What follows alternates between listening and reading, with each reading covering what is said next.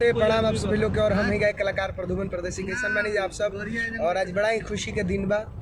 हमारे विकेश शर्मा जी मेरे फ्रेंड और बहुत ही सुंदर विचार, माई नेक दिल इंसान, माई डियर आदमी। और आज वहाँ के जन्मदिन और जन्मदिन के ढेर सारा बधाई, ढेर सारी शुभकामनाएं हम अपने ओर से दे रहल बनी और पूरे टीम की ओर से happy birthday to you, love you. हमेशा मुस्कुराते रही, भगवान भोलेनाथ की कृपा यही तरह रहुआ पर बना रहो। हर हर महादेव। नमस्ते, प्रणाम, जय हो भोजपुरिया समाज।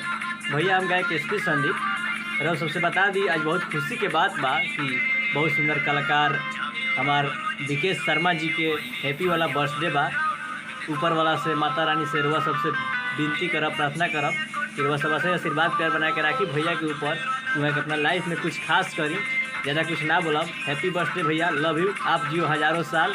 जय हो भोजपुरिया समाज। चलिए आई नमस्कार प्रणाम आप सबके भाई हम राइटर हरे राम यादव। आज आप सबके बताते हुए बहुत खुशी हो रहा बा कि हमारे दिल के करीब रहे वाला बहुत ही अच्छा इंसान सिंगर विकेश शर्मा जी का हैप्पी वाला बर्थडे बा। तो हमारा तरफ से हैप्पी बर्थडे के ढेर सारी शुभकामनाएं। और भैया जी हजारों साल। माता रानी से विनती रही कि ऐसा ही अपना काम में उन्नति करी और अपने माता पिता के नाम रोशन करी। Love you. नमस्कार प्रणाम, हर हर महादेव, जय माता दी। हम हैं गायक चुनू चंचल। कैसन मानी आप सब। उम्मीद करता नहीं आप सभी मस्त होकर ज़बरदस्त होकर। आज आप सबके बता के बेहद खुशी होता है कि बहुत ही अच्छा सिंगर, बहुत ही अच्छा गायक विकेश शर्मा जी का जन्मदिन बावे। आप सबसे विनती बा कि ढेरों सारा प्यार के बरसात करी, भाई के ऐसे ही मन बना के रखी ताकि हर बार वो सबके खातिर कुछ नया करस, आप सबका इंटरटेनमेंट करा सकस।